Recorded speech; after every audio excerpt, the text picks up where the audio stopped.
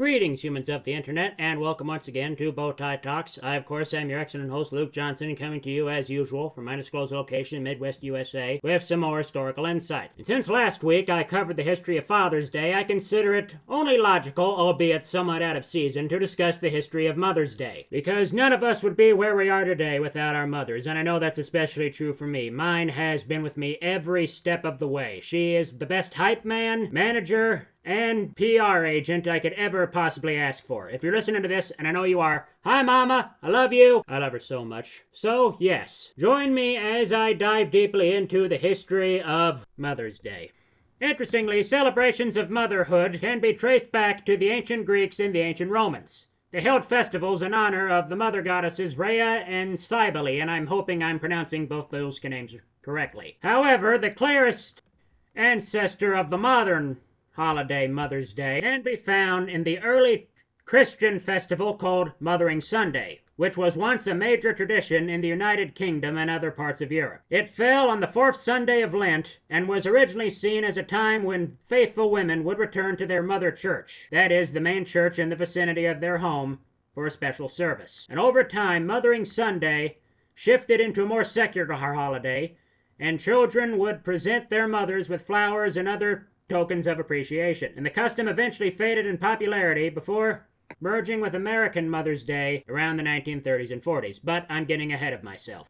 For the American Mother's Day, we have to jump forward in time a bit to the late 1850s. It was at that time a woman named Anna Reeves Jarvis from West Virginia started Mother's Day work clubs, whose goal was to teach local women how to properly care for their children. This was also done to combat unsanitary living conditions. She was concerned about the rather high infant mortality rate around the Appalachian region, and it should be noted she was trying her best to save other mothers from the heartbreak she had witnessed herself, as 7 of her 11 children died before adulthood. Very honorable indeed, because I believe that there is no greater pain than losing a child. And Mrs. Jarvis's work, her house was very close to a major battlefield, and she organized mothers to visit the wounded and ailing of both Union and Confederate soldiers. And they tended to their injuries and instructed soldiers and camping staff about basic sanitation strategies. Mrs. Jarvis was not only concerned with the well-being of the young soldiers and sons, but also with that of a post-war unified America. After the war, another woman named Julia Ward Howe helped to reshape Mother's Day and what it could mean. She was a volunteer for the United States Sanitary Commission during the Civil War, and she helped alleviate the effects of disease and injury among the wounded. And after the war, she wrote her Appeal to Womanhood throughout the world, which would later become known as the Mother's Day Proclamation, which attempted to unite women around the world together to bring about a lasting peace. The proclamation read in part, "Our sons shall not be taken from us to unlearn all that we have been able to teach them of charity, mercy, and patience.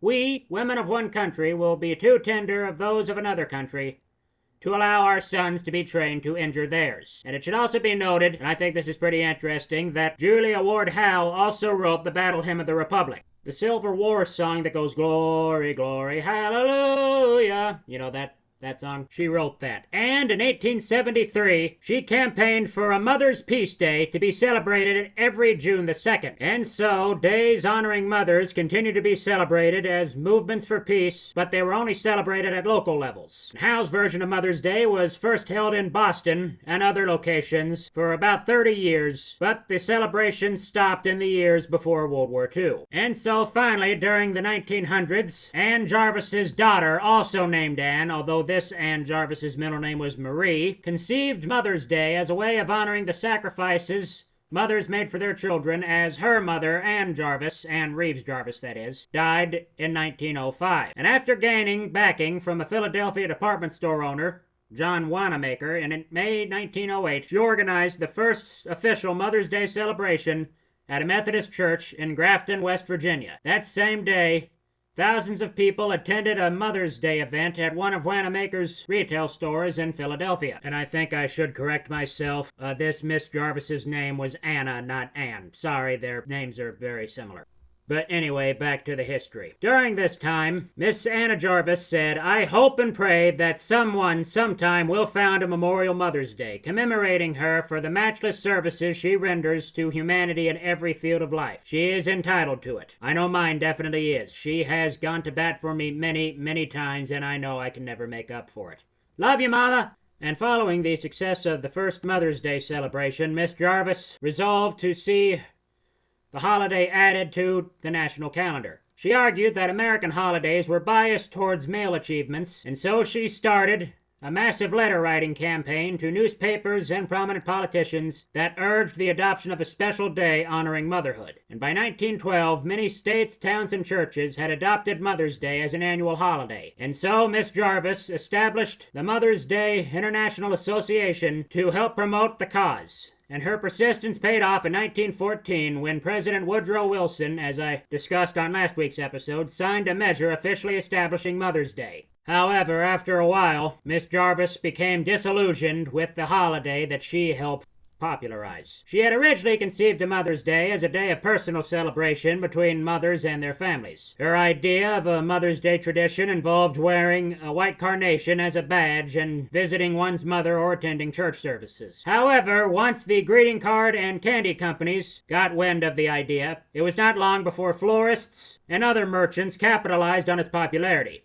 And although Miss Jarvis first worked with the floral industry to help raise the Mother's Day profile, by 1920 she had become disgusted with how the holiday had been commercialized, and she outwardly denounced the transformation and urged people to stop buying flowers, cards, and candy for Mother's Day. And she eventually resorted to an open campaign against Mother's Day profiteers and spoke out against confectioners, florists, and even charities. She would later go on to launch many lawsuits against groups that used the name Mother's Day. And ironically, by the time of her death in 1948, Miss Jarvis had disowned the holiday entirely and actively lobbied the government to see it removed from the American calendar. And while on the subject of Mother's Day, I think it would be a good time to discuss some of the traditions, many of which Miss Anna Jarvis would come to hate, beginning with chocolate. During the early 1900s, popular gifts on Mother's Day included handwritten letters, flowers, and homemade baked goods. By the mid-20th century, chocolate was tied to emotional expression because of its role in Valentine's Day marketing campaigns. And candy companies realized that chocolate had the same emotional pull for Mother's Day. And so boxes of chocolates which were elegantly wrapped with bows and floral designs became synonymous with pampering and elegance, especially on Mother's Day. And now comes one of my personal favorite Mother's Day traditions, one that is either loved or dreaded by all mothers. There is absolutely no in between, I don't think, and that, of course, is breakfast in bed. I'm sure that many of you mothers out there listening to this just got shivers up your spine when I said that. And this tradition also happens to be the earliest one I can remember, but more on that later. This tradition goes back to the early 1930s, when newspapers and magazines began running articles that encouraged children and their fathers to serve their mothers breakfast in bed on Mother's Day. And quite frankly, they've never stopped. And almost from the beginning, there were already signs that there was friction. In the Rochester, New York, Rochester Democrat Chronicle in 1937, it was written, "In spite of all her protests to the contrary, we'll wager that there isn't a mother anywhere in the world who wouldn't enjoy having her breakfast in bed." A gift guide in the Detroit Free Press read, "Let her have breakfast in bed for once in her life," and then made an alarming suggestion: "You may have to hold her down to serve it to her if she is an energetic little thing, but we'll wager she has a secret yearning for just such a luxury all her life." And in 1963, a writer from the La Crosse Tribune in La Crosse, Wisconsin, named Marcia T. Schuster, investigated whether the mothers in her circle really enjoyed being the recipient of breakfast in bed on Mother's Day. And Schuster's friends let their feelings be known. "I'd rather get up. It was such an effort for the family, and eating in bed seemed awkward anyway.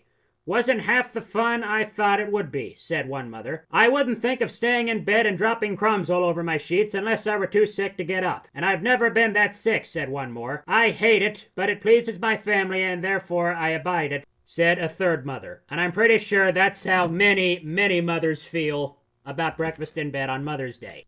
And Mrs. Schuster's survey was accompanied by two side-by-side photos that really drove the point home.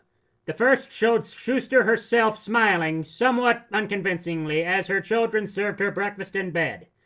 And the second photo showed Mrs. Schuster doing the dishes, and her children were nowhere in sight. And the fact that breakfast in bed usually leaves a mess behind for the mother to clean up was also the theme of a poem titled Mother's Day that ran in the woman's magazine Chatelaine in 1967. From the bedroom I below, and the giggles I know, they are planning to breakfast in bed me. My darlings have merit, but guess who'll inherit the kitchen mess after they've fed me? And I will say this much, quite frankly, eating breakfast in bed to me always seemed a bit cumbersome, because for me personally, if I moved my leg a bit, I might knock over the tray and end up with a blanket full of syrup or, bacon crumbs or toast crumbs or whatever. And, yeah, that would not be a good time. And it seems to me as if this notion is shared by many mothers. The week before Mother's Day in 1964, the Daily Home News published an editorial that called the idea that breakfast in bed is somehow luxurious, and I quote, one of the most preposterous myths of all times.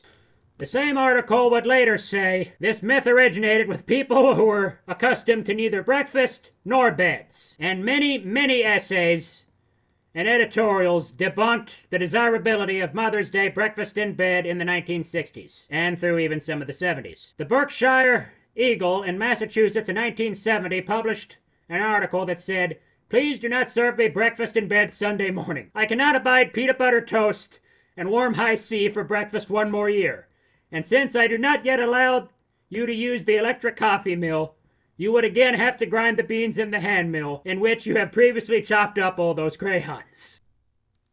One woman wrote in the Lebanon Daily News in Pennsylvania in 1988, "You close your eyes to visions of the kitchen holocaust awaiting you. A sudden wave of nausea strikes you as you imagine what kitty cuisine you will soon be forced to ingest. It is breakfast and bedtime. It must be Mother's Day." However, it was this tradition in which my siblings and I took part when we were younger. And in fact, the earliest preparation I can remember for Mother's Day was when I was 5 years old in kindergarten. We made little bags for breakfast for our mothers and filled them with a tea bag, a granola bar, and I think some instant oatmeal. This worked out great for me because my mother is a big tea drinker, and I made the breakfast with help from my father and some of my siblings. They fried the eggs to go along with the oatmeal and the granola bar. And it should be noted that my mother is not a big breakfast person, never has been. However, that did not stop her from consuming what we made. But she ate the eggs, toast, and oatmeal, and drank the tea with a big smile on her face. And of course, I signed the card that we all gave her. I have a great mother, is what I'm trying to tell everybody. I love her so much. Also, if you're listening to this, again, hi Mama, love you, hope you enjoyed the episode. With that, I'm afraid I've talked about as much as I can about this subject. And so it looks like I'm going to have to sign off soon. What have we learned today? Well, I think for one thing, we have learned that mothers definitely deserve a day all to themselves, a day to be honored. And I also think we've learned that some mothers don't want breakfast in bed. But despite all their protesting, I think that deep down they appreciate it. I mean, I know mine does. Like I said, she always ate the toast and eggs, even though she was never a big breakfast person. I love you, Mama. You're the best. Thanks for putting up with all the breakfast in bed we gave you during our younger years. I'd also like to dedicate this episode to my mother and all the great mothers out there. Thank you for all you do. With that, I now say goodbye, God bless, and God bless all the mothers out there.